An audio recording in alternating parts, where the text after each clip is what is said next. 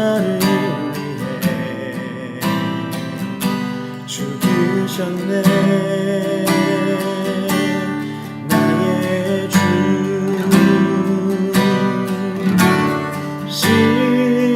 십자가 고통당하사 버림받고 외면당하셨네. 짓밟힌 장미꽃처럼 나를 위해 죽으셨네. 나의 주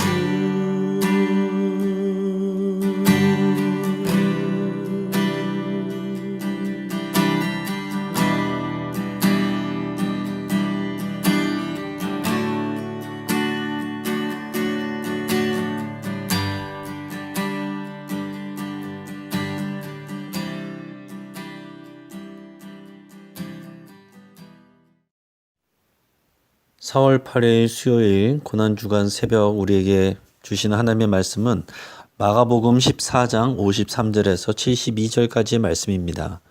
오늘 본문을 통해서 거짓 증언과 참 증언이라는 제목으로 하나님의 은혜를 같이 나누겠습니다. 예수님은 유다에게 배신당해 늦은 밤에 대제사장의 집으로 끌려갑니다. 거기서 사내들인 공회가 열립니다. 사내들인 공회는 대제사장을 제외한 70명의 회원들로 구성이 됩니다. 아마도 모세가 70인 장로를 세운 것과 연결이 되었을 것으로 보입니다. 주후 3세기에 출판된 율법 해설서인 미시나에 따르면 사형에 관련된 재판은 밤에 열릴 수 없다고 규정되어 있습니다. 지금 시간에 사내들인 공회가 모인다는 것은 정당한 근거를 갖지 못하는 불법적인 성격이 있음을 증명해 줍니다. 종종 야간에도 심의가 진행되는 일이 있기도 했지만 로마의 통치하에서 사내들인은 사형을 언도할 권한이 없습니다. 오늘 본문에서는 예수님과 관련된 여러 사람들의 증언이 나옵니다. 대제사장과 바리새인들이 돈 주고 산 거짓 증인들과 피고인으로 신문받는 예수님, 그리고 제자 베드로입니다. 인간은 누구나 평상시에는 정의와 정직을 말하지만 정작 자신의 안전과 유익이 갈라지는 상황에 맞닥뜨리면 객관적인 답이 아니라 자신에게 유리한 말을 하는 경우가 많습니다. 참 증언에 대해서 우리는 어떠한 자세를 취하고 있는가 생각하며 오늘 말씀을 같이 묵상하기를 바랍니다. 예수님은 야심한 밤에 대제사장의 집으로 끌려갔습니다. 여기에는 대제사장들과 장로들과 서기관들이 모여 있습니다. 사내들인 공회가 열린 것이죠. 사내들인 공회는 종교적 재판을 하는 곳인데 실제 이곳에서 예수님이 행하는 일은 죄를 찾아내고자 하는 신문을 하고 있습니다. 죄가 드러난 것에 대한 재판을 해야 될 곳에서 죄를 찾고자 하는 신문을 벌이는 것과 또 야심한 밤에 열린다는 것은 이 공회가 이미 불법적인 성격을 갖고 있음을 보여줍니다. 오늘 본문 말씀 55절에서 56절 말씀입니다. 대제사장들과 온 공회가 예수를 죽이려고 그를 칠 증거를 잣대 얻지 못하니 이는 예수를 쳐서 거짓 증언한 자가 많으나 그 증언이 서로 일치하지 못함이라. 대제사장들과 온 공회는 이미 예수를 죽이려는 계획을 가지고 있습니다. 그들의 목적과 관심은 진실을 알아내고 밝히는 데 있는 것이 아니라 자신들이 원하는 예수님의 죄를 입증할 만한 진술을 받는 데 있습니다. 그들은 이미 거짓 증언을 할 사람들을 돈을 주고 매수를 했습니다. 하지만 그들의 거짓 증언들도 서로 진술이 일치하지 않아서 예수님의 죄를 특정하지 못하고 있습니다. 57절에서 59절 말씀입니다. 어떤 사람들이 일어나 예수를 쳐서 거짓 증언하여 이르되 우리가 그의 말을 들으니 손으로 지은 이 성전을 내가 헐고 손으로 짓지 아니한 다른 성전을 사흘 동안에 지으리라 하더라 하되 그 증언도 서로 일치하지 않더라. 자, 그 중에 한 사람이 예수님을 고소하는데 내용이 이렇습니다. 손으로 지은 이 성전을 내가 헐고 손으로 짓지 아니한 다른 성전을 사흘 동안에 지으리라 하더라. 사실 예수님이 이 말씀을 하신 것은 맞습니다.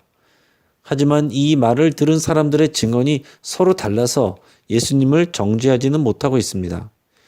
예루살렘 성전은 유대교 신앙의 중심에 있는 중요한 요소입니다. 성전에 대한 모독은 곧 하나님에 대한 모독이라고 할 수 있습니다. 예수님이 하신 말씀은 실제로는 건물이 중심이 되는 이 성전 시대가 종식이 되고 예수님이 성전이 되며 예수님이 사흘 만에 죽은 자 가운데서 살아나셔서 부활하실 것을 예언하신 그런 내용입니다. 예수님의 말씀은 진리였지만 종교 지도자들과 일반적인 유대인들은 이 말을 제대로 이해할 수가 없었습니다. 사실 이 말을 가지고도 사내들인 공회는 예수님을 신성 모독으로 정죄할 수 있었습니다. 하지만 59절에서처럼 그 증언도 서로 일치하지 않았습니다. 오늘날에도 진실과 진리의 문제보다는 자신에게 유리한 내용에 관심을 갖는 사람들이 많이 있습니다.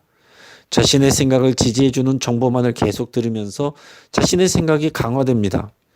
자기 주변에서도 자신의 생각에 동조하는 사람들만 신뢰하고 자신과 다른 주장을 하는 사람을 멀리하고 미워하는 경우가 많이 있습니다. 누구보다도 진리에 밝아야 하고 진실에 이바지해야 할 종교 지도자들이 오직 자신들의 더러운 욕심을 채우고 불편한 자를 제거하려는 모습은 이미 진정한 신앙인의 자리에서 멀어져 있는 것입니다. 오늘 우리 자신을 돌아보면서 우리의 모습과 태도가 이렇지 않은지 돌아볼 수 있기를 바랍니다. 자, 이제 참 증언을 하시는 예수님이 나옵니다. 예수님은 지금 적대적인 사람들에게 둘러싸여 있습니다. 예수님의 입장과 진심을 귀담아 들으려고 하는 사람들이 없습니다. 조그만 실언에도 예수님을 공격하고 죽이려는 사람들 가운데 있는 이 예수님의 마음을 생각해 보시기 바랍니다. 사랑하는 사람들을 위해서 생명을 내어주는 것도 어려운 일인데 자신의 희생과 사랑을 이해하지도 못하고 감사하지도 않으면서 오히려 공격하는 자들을 위해 생명을 내어주는 일은 얼마나 감당하기 어려운 일이겠습니까? 결정적인 순간에 예수님은 진실을 숨기지 않으셨습니다. 오늘 본문 60절에서 62절까지의 말씀입니다. 대제사장이 가운데 일어서서 예수에게 물어 이르되 너는 아무 대답도 없느냐? 이 사람들이 너를 치는 증거가 어떠하냐 하되 침묵하고 아무 대답도 아니하시거늘 대제사장이 다시 물어 이르되 네가 찬송받을 이의 아들 그리스도냐? 예수께서 이르시되 내가 그니라. 인자가 권능자의 우편에 앉은 것과 하늘 구름을 타고 오는 것을 너희가 보리라 하시니. 자, 예수님에 대해서 공격적인 증언을 하는 사람들에 대해서 어떻게 생각하는지 물어봤지만 예수님은 침묵하셨습니다. 그러자 대제사장은 직접적인 질문을 합니다. 네가 찬송받을 이의 아들 그리스도냐? 하나님이 보내시는 그리스도가 맞는가? 라는 것을 묻는 것입니다. 여기에 예수님이 침묵하시거나 모호하게 대답하기만 했어도 십자가의 죽음은 피할 수 있었을 것입니다. 하지만 예수님은 이에 대해 참 증언을 하십니다. 지금까지는 예수님이 그리스도이심을 비밀로 하셨지만 가장 불리하고 결정적인 순간에 자신의 그리스도 메시아 되심을 증언하십니다. 게다가 시편 110편 1절과 다니엘서 7장 13절을 인용해서 덧붙여서 말씀을 하셨습니다.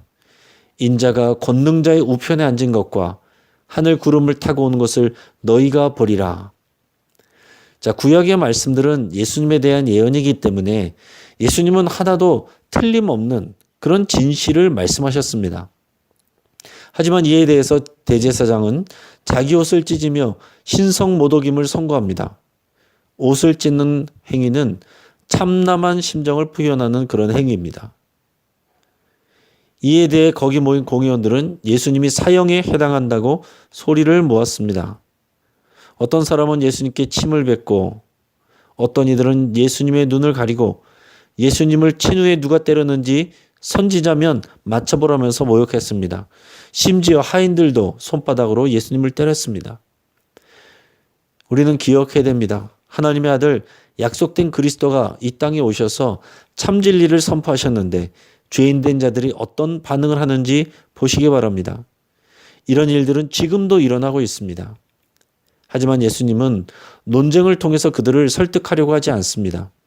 왜냐하면 예수님은 논증을 통해 예수님이 옳다는 것을 증명하기 위해서 오신 것이 아니라 십자가에서 대속의 죽음을 감당하시기 위해서 오셨기 때문입니다.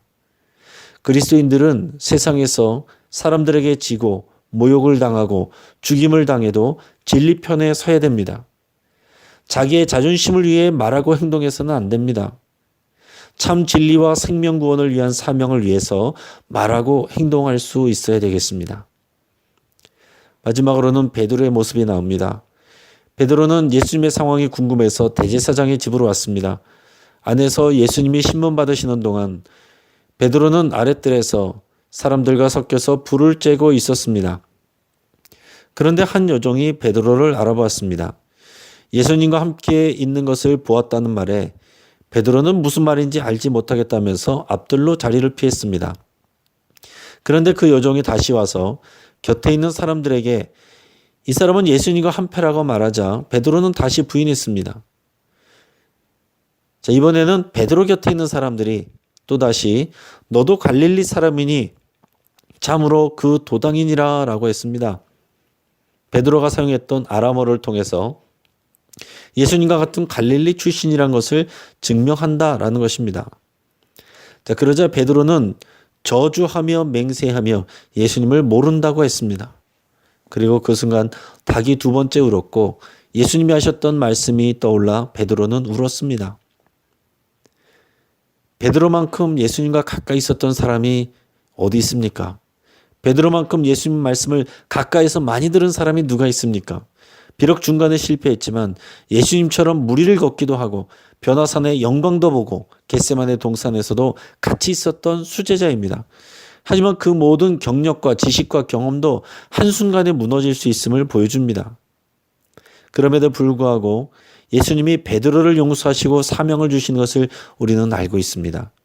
우리 자신도 완전해서 우리가 옳기 때문에 하나님의 은혜를 받은 것이 아닙니다.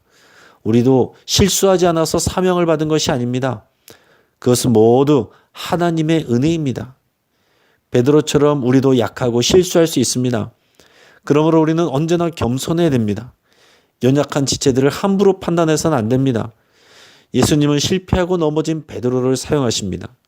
오히려 베드로가 자신감이 넘칠 때가 아니라 자신의 연약함에 직면했을 때 주님의 사명을 감당할 수 있음을 기억하시길 바랍니다.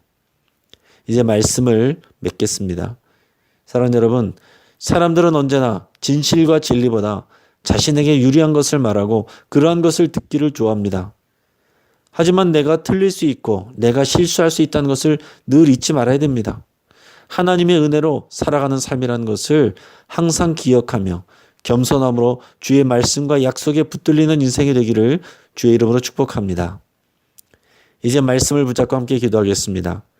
내 생각과 내 경험으로 다른 사람을 판단했던 것을 회개합시다. 내 안에 자만심과 교만을 내려놓읍시다. 또한 나의 연약함으로 인해서 무너지지 않고 다시 십자가를 바라보고 나아가기로 결단하시길 바랍니다. 늘 실수하고 넘어지는 나에게 사람들은 실망할 수 있지만 주님은 그래도 용서하시고 사명 주시는 것을 기억하고 하나님 앞에 풍성한 감사를 드릴 수 있기를 바랍니다.